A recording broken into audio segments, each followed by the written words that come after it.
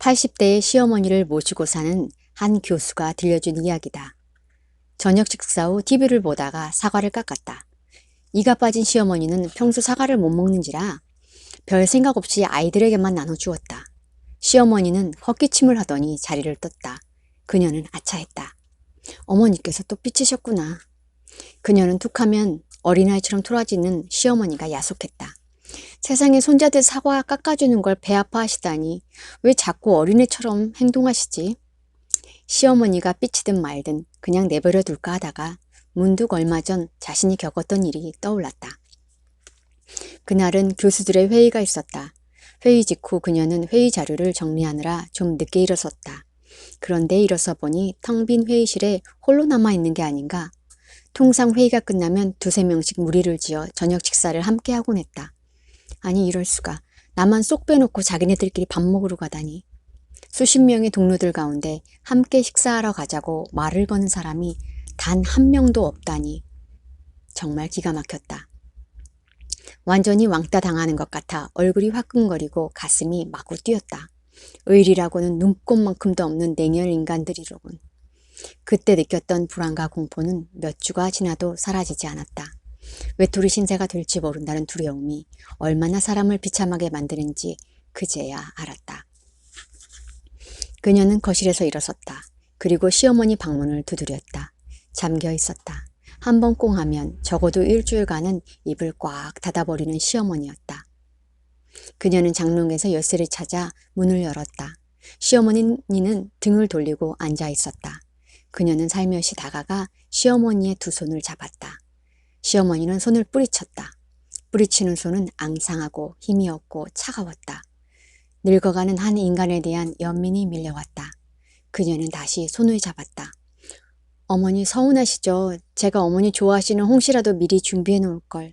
어머니만 쏙 빼놓고 아이들만 과일을 줘서. 시어머니의 손에서 힘이 빠졌다. 어머니 죄송해요. 어머니께 잘해드려야지 하면서도 잘 안 될 때가 있어요. 저도 부족한 점이 정말 많아요. 용서하세요. 시어머니 눈에서 눈물이 주르륵 흘러내렸다. 그녀는 시어머니를 꼭 껴안았다. 10년도 넘게 모시고 살면서 아직 한 번도 껴안아 본 적 없는 시어머니였다. 시어머니가 어깨를 들썩이며 흐느끼기 시작했다. 잠시 후 울먹이며 말했다. 얘야, 미안하고 창피하다. 어디 쥐구멍이라도 있으면 숨고 싶어. 내가 왜 이렇게 속 좁게 행동하게 되는지 나도 모르겠다. 네가 이렇게 따뜻하게 대해주니 고맙기 이를 데 없구나. 난 늘 두렵단다. 네가 나를 미워하고 쫓아낼까 봐. 내가 갈 곳은 이 세상 아무것도 없는데 그래서 나도 모르게 네 작은 행동에 민감해지는 것 같구나. 용서해라.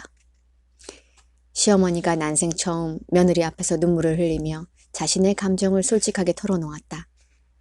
어머니, 그런 얘기 마세요. 그런 걱정 마세요. 제가 어머님을 박대하면 저도 늙어서 똑같은 박대를 받게 될 거예요. 꼭 그래서가 아니에요. 전 어머니의 인간적인 면이 좋아요. 그래서 어떤 일이 있어도 평생 어머니를 모시고 살 거예요. 얘야, 정말 고맙다. 시어머니는 다시 눈물을 글썽이며 며느리 손을 잡았다. 이처럼 팔순 노인의 마음속에도 어린아이가 들어있다. 존재를 무시당하거나 따돌림 당하지 않을까 늘 두려워한다. 이처럼 팔순 노인의 마음속에도 어린아이가 들어있다. 존재를 무시당하거나 따돌림을 당하지 않을까 늘 두려워한다.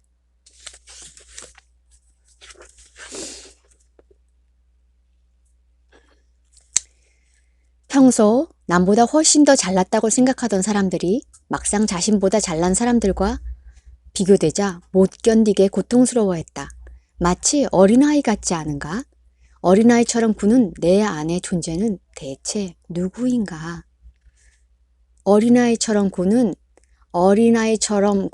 내 안의 존재는 대체 누구인가? 우리 머릿속을 들여다보자. 와칭에서 잠시 소개한 아미그달라, 우리말로는 편도체. 아미그달라, 편도체의 모습이다. 편도체란 두뇌 가장 깊숙한 곳에 틀어박힌 한 쌍의 아미그달라는 엄지만한 크기지만 우리의 생존을 책임지고 있다. 두뇌에 가장 깊숙이 틀어박힌 한 쌍의 아미그달라는 엄지만한 크기지만 우리의 생존을 책임지고 있다. 아미그달라는 어떻게 우리의 생존을 지켜줄까? 우리는 하루 평균 2만 가지의 온갖 상황을 겪는다. 그런데 이 가운데 자칫 단 한 가지 상황만 잘못 판단해도 생명을 잃을 수 있다. 예컨대 무지무지 바쁜 어느 날 황급히 길을 건너려는데 차가 고속으로 달려온다. 길을 건널까 말까. 판단을 잘못하면 나는 목숨을 잃을 수도 있다. 강도와 마주쳤을 때 상황 판단을 잘못해도 역시 생명이 위험에 빠질 수 있다. 이렇게 생존이 위험에 처해 있다고 판단될 때 빨간불을 켜 경보 신호를 보내는 게 바로 아미그달라다. 하버드 의대의 골먼 박사에 따르면 아미그달라가 위험을 가려내는 기준은 바로 이거다. 이 상황이 내게 유쾌한가? 불쾌한가? 이 사람은 내게 유리한가? 불리한가? 아미그달라에겐 나의 생존만이 유일한 관심사다. 그래서 늘 좌불안석이고 생존에 조금이라도 위험이 느껴지면 무조건 빨간불을 켠다. 원시 시대엔 호랑이나 늑대 등 물리적 위험에 빨간불을 켰다. 현대에도 강도, 폭력, 전쟁, 자동차 등 물리적 위험 요인은 존재한다.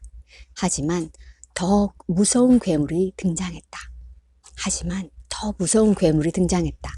바로 경쟁이라는 심리적 괴물이다.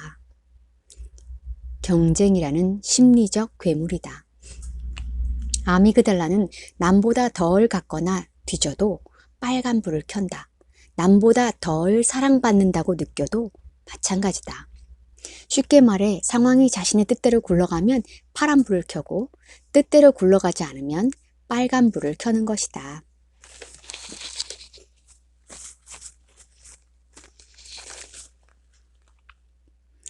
이런 단순한 잣대로 늘 남을 평가하고 심판하려 든다.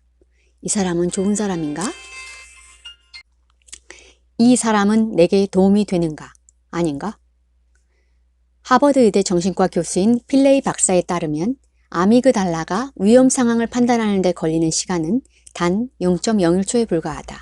아미그달라의 위험 신호가 켜지는 순간 부정적 생각들이 꼬리를 물고 머릿속에 날아든다.